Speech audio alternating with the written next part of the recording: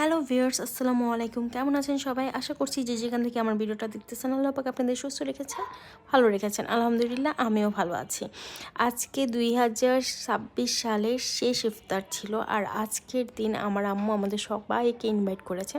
আসলে আজকের দিন ইনভাইট করার কথা ছিল না, কথা ছিল আরও আগে। আমরা একটু ব্যস্ত ছিলাম, সময় দিতে পারিনি। তার জন্য বছরের শেষ দিনে একসাথে সবাই মিলে ইফতার করেছি।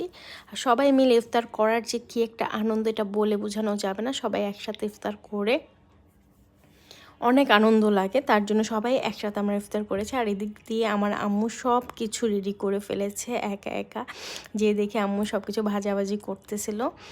আর আমরা এদিক দিয়ে সব দেখতেছিলাম আর একটু একটু করে ভিডিও করতেছিলাম আপনাদের সবার সাথে শেয়ার করার জন্য। আর বলতেছি ঈদ মোবারক আপনাদের সবাইকে, যারা যারা আমার ভিডিওটা দেখতেছেন সবাইকে জানাচ্ছি ঈদ মোবারক।